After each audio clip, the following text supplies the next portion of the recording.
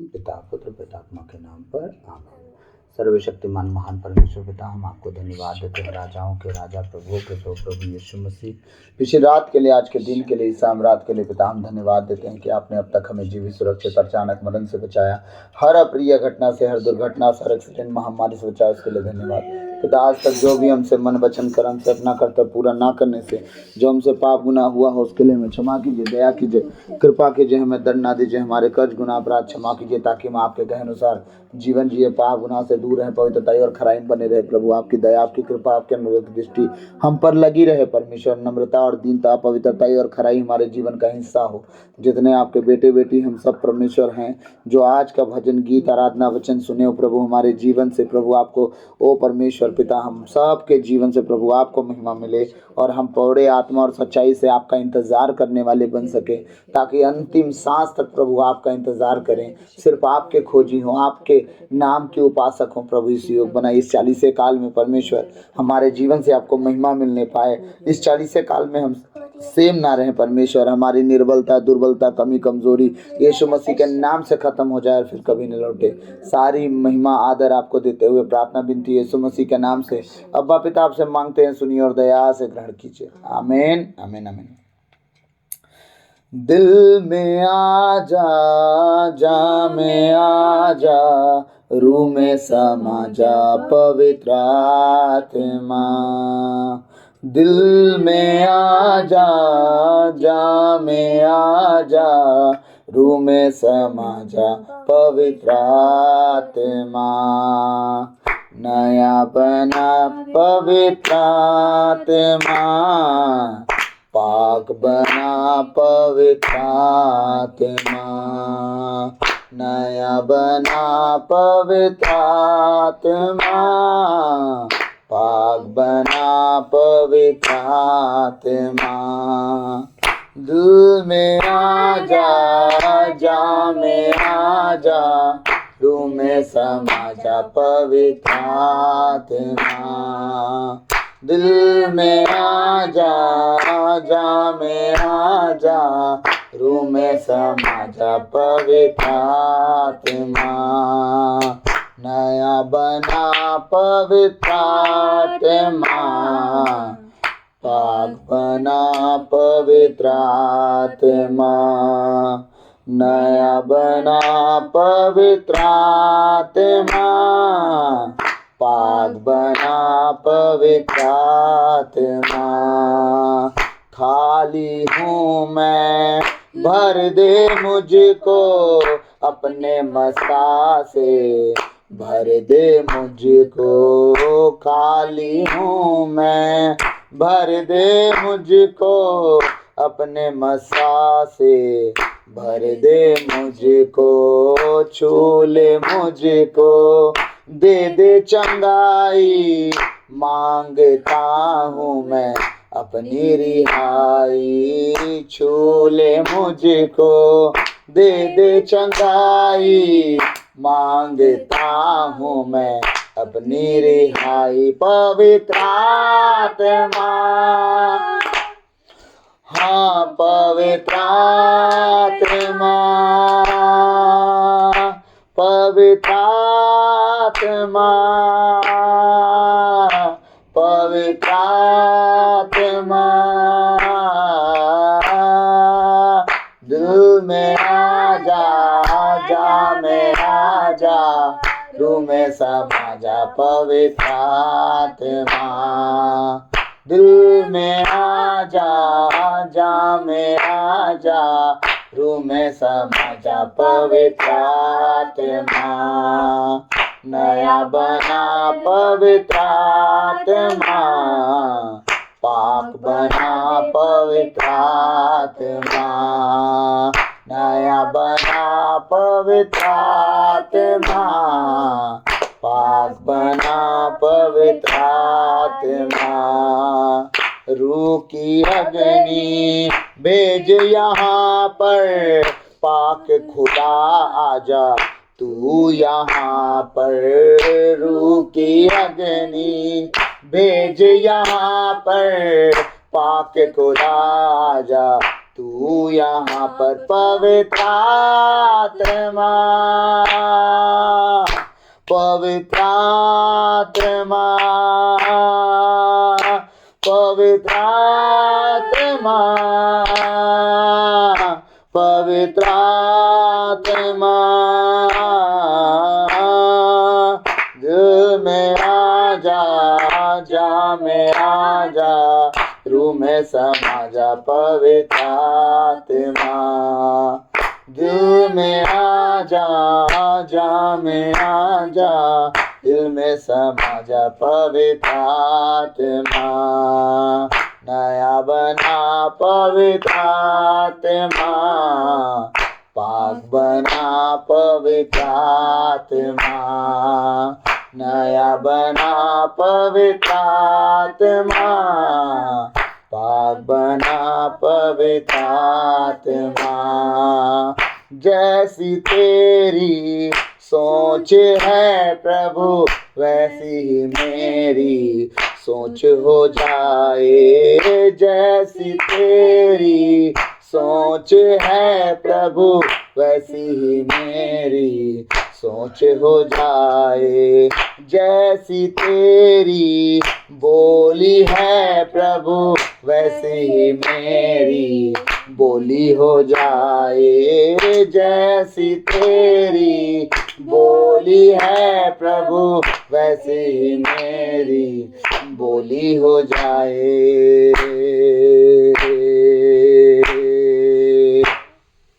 नया बना पवित्र आत्मा, पाक बना पवित्र आत्मा।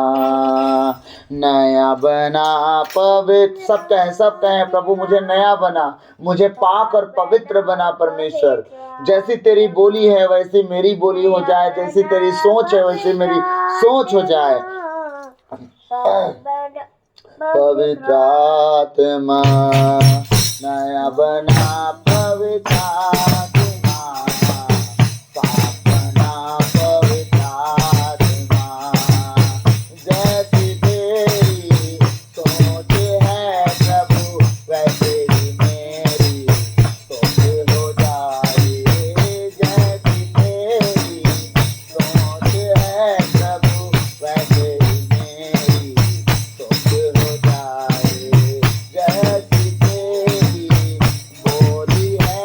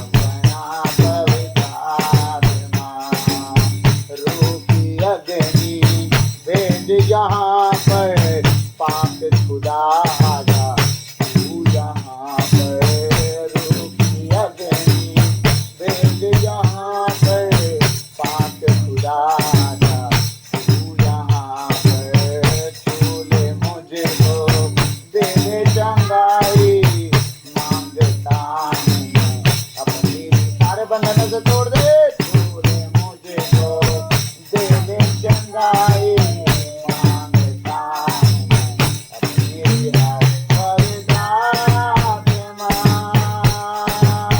पवित्र आत्मा, पवित्र आत्मा,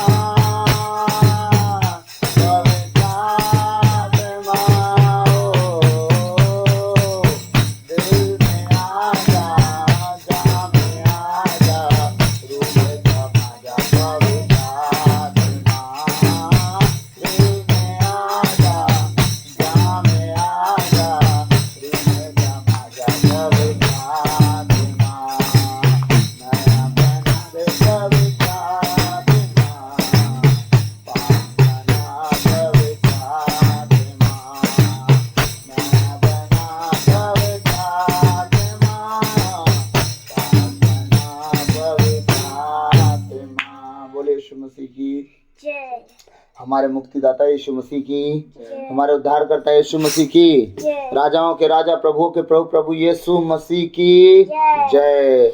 अगर जब पवित्र आत्मा हमारे जीवन में आते हैं, याद रखिएगा हम सच में नए हो जाते हैं, हम पाक हो जाते हैं, हम पवित्र हो जाते हैं, हमारे बंधन टूट जाते हैं, हमारी बीमारियां खत्म हो जाती हैं। जब वो आ जाते हैं तो कोई कमी कोई घटी जीवन भर नहीं रहती है। आमीन। आमीन। आइए हम प्रभु के वचन की ओर जाएंगे। तो मेरे साथ निकालेंगे संत लूकस अध्याय 2 पद संख्या 36 से 38। और मैं इस वचन को पढ़ने के बाद मैं आपको फिर इसके पूरे डिटेल की कहानी बताऊंगा। ठीक है, 36 से 38, 2 अध्याय का 36 से 38। ठीक है, संत लूकस। अन्ना के विषय में हम देखेंगे। ठीक है, एक स्त्री थी। ठीक है, अन्ना नामक एक नबिया थी। क्या थी वो? नबिया क्या थी वो? नबिया भविष्यवक्ता, नबिया। ठीक है, एक नबी स्त्री थी अन्ना नाम की। ठीक है, और नबिया थी। ठीक, जो असेर वंशी फनुएल की बेटी थी। ठीक है, असेर कौन थे? 12 गोत्र के थे। ठीक है, फनुएल की बेटी थी। वह बहुत बूढ़ी हो चली थी। अब देखिएगा ना, आज बहुत बहुत अच्छी बात पता चला है, परमेश्वर के ओर से एक भेद निकला है। देखिएगा, वह बहुत बूढ़ी हो चली थी। बहुत बूढ़ी मतलब बहुत उम्र की हो गई थी। उसका उम्र भी बता दे रहा हूँ। वह विवाह के बाद केवल 7 बरस अपने पति के साथ रहकर, कितने साल तक? मात्र 7 साल तक अपने पति के साथ रही है विवाह होने के बाद। इसके बाद वो, पहले तो शादी भी कम उम्र में हो जाया करता था, तो 7 साल कैसे रही होगी? और 7 साल के बाद कितने साल का पति रहा होगा और मर गया होगा? तो 7 साल के बाद वो विधवा हो गई थी। ठीक है, विधवा हो गई थी। और जब 84 वर्ष की थी, कितने वर्ष की? 84। 84 माइनस 7 करेंगे तो हम कितना बचेगा? 77। ठीक है, 77 ईयर वो शादीशुदा होने के बाद भी 77 वर्ष तक अकेले रही है। अब ये रहने का कारण जानना है, बहुत इंपॉर्टेंट है। ठीक, विधवा हो गई थी और 84 वर्ष की थी। वह मंदिर से बाहर नहीं जाती थी और उपवास तथा प्रार्थना करते हुए दिन रात ईश्वर की उपासना में लगी रहती थी। कैसे कैसे रहती थी? वो मंदिर से कभी बाहर नहीं जाती थी, पहला नंबर, और उपवास और प्रार्थना में दिन रात लगी रहती थी। उपवास और प्रार्थना में, उपवास प्रार्थना को छोड़ के कहीं नहीं जाती थी। अब सच्चा विधवापन का बात सुनिएगा। प्रभु ने कहा विधवा इन्हीं को बोलते हैं जो रात दिन धर्म के काम में लगी रहती हैं, प्रभु की मनन चिंतन में लगे रहते हैं, उपवास प्रार्थना में लगे रहते हैं। उनके विषय में प्रभु बात करता है कि विधवा कौन है। ठीक है, वो क्या कहना चाह रहा है कि विधवा 84 वर्ष से ये विधवा रही, लेकिन ये क्या कर रही है, इसका ध्यान देना है। परमेश्वर का वचन क्या कह रहा है, इसका ध्यान देना है। वो कह रहा है कि ये उपवास तथा प्रार्थना करते हुए दिन रात ईश्वर की उपासना में लगी रहती थी। ठीक है, तो क्यों लगी रहती थी? इसका बहुत बड़ा कारण है, क्योंकि वो भी सुनी थी कि मुक्तिदाता पैदा होगा। समझिएगा, आज मैं ऐसी बात बताऊंगा कि प्रभु, मेरे को नहीं लगता कि आप सबको पहले से, कुछ बहुत कम लोगों को पता रही होगी। ऐसी बात बताऊंगा, यीशु मसीह का इंतजार करने वाले इन 2 व्यक्तियों के कारण, प्रभु बाद में भी आ सकता था, पहले भी आ सकता था, लेकिन ये 2 व्यक्ति जो उसका इंतजार करते रह गए, सच्चाई और खराई में खुदावंद खुद अपने बेटे को उन्हीं के टाइम पे भेजा। अभी देखिए, साबित करता हूं मैं।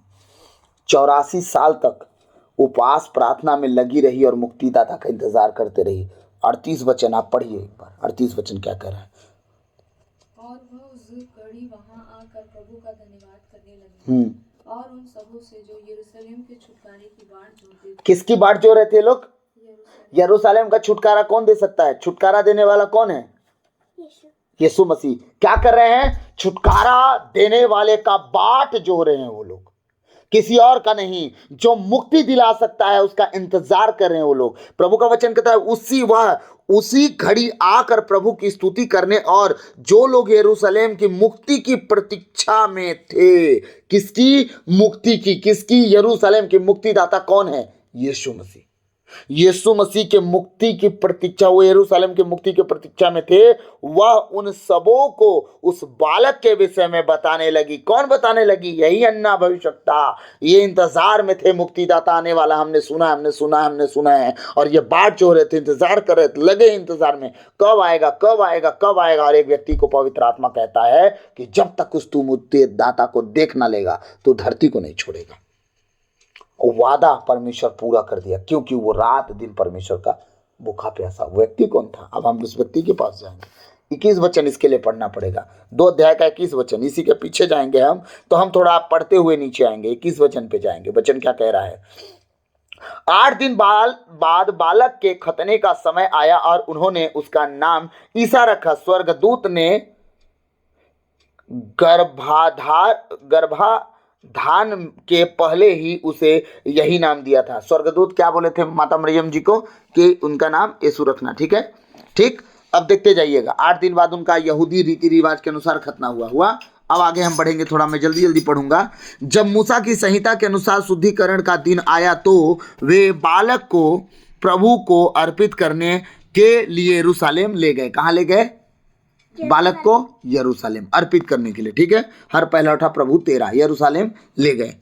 ठीक है, जैसा कि प्रभु की संहिता में लिखा है, हर पहला उठा बेटा प्रभु को अर्पित किया जाए। हर पहला उठा बेटा प्रभु को अर्पित किया जाए। वो चाहे यहूदियों में, इजराइलियों में 12 गोत्रों में किसी का लड़का होगा। ठीक है, तो सब थोड़ी जान रहे थे कि ये कौन है, लेकिन पहला उठा तो है ना माता मरियम का। वो कहाँ लेके गए? उनको यरूशलेम में अर्पित करने के, प्रभु तेरा। ठीक, अब देखते हैं आगे वचन कह रहा, और इसलिए भी कि वे प्रभु की संहिता के अनुसार पंडुकों का एक जोड़ा या कपोत के 2 बच्चे बलिदान में चढ़ाएं। ठीक, उस समय यरूशलेम में सिमेयोन नामक एक धर्मी तथा भक्त पुरुष रहता था। धर्मी अलग होते हैं, भक्त अलग होते हैं। ये धर्मी भी था और भक्त भी था। ठीक है, कहाँ? उस समय यरूशलेम में सिमेयोन नाम का एक धर्मी भक्त पुरुष था। वह इज़राइल की सांत्वना की प्रतीक्षा में था और पवित्र आत्मा उस पर छाया रहता था हमेशा। क्या करता था? उस पर पवित्र आत्मा उस पर छाया रहता था और इज़राइल को शांति की प्रतीक्षा में था कि इज़राइल को शांति कब मिलेगी। ये अकेला अन्ना अकेली नहीं थी। उस समय यरूशलेम के लोग अकेले नहीं थे। एक बंदा ये भी है जिस पर पवित्र आत्मा निरंतर छाया रहता था। ये भी इंतजार कर रहा है कि यरूशलेम को सांत्वना कब मिलेगी, कब मुक्तिदाता आएगा। जो मुक्तिदाता के विषय में बात हुआ है वो कब आने वाला है। ठीक है, वो भी इंतजार कर रहे थे। अब देखिए क्या कह रहा है प्रभु का वचन आगे, 26 वचन। उसे पवित्र आत्मा से यह सूचना मिली थी कि वह प्रभु के मसीह को देखे बिना नहीं मरेगा। सोच के देखिए, परमेश्वर को पवित्र आत्मा, मतलब परमेश्वर ने पवित्र आत्मा के द्वारा इस सिमेयोन नामक व्यक्ति से वादा कर दिया था कि तू परमेश्वर के मसीह को देखे बिना नहीं मरेगा। ये बंदा लगातार उस मसीह का इंतजार कर रहा है, लगातार इंतजार कर रहे हैं। आज हमारा इंतजार 3, 13, 5, 15 में चला जा रहा है। उस इंतजार में हम प्रभु के सामने उठ बैठ नहीं पा रहे हैं। और एक व्यक्ति, ये 2 व्यक्ति हैं जो प्रभु का इंतजार करने में पूरे जीवन को लगा दिए हैं। रात दिन पवित्र आत्मा के चक्र में चल रहे हैं। और परमेश्वर का आत्मा कहता है कि तू जब तक मुक्तिदाता को देख ना लेगा, परमेश्वर के मसीह को देख ना लेगा, तू मरेगा नहीं। ये है परमेश्वर का काम।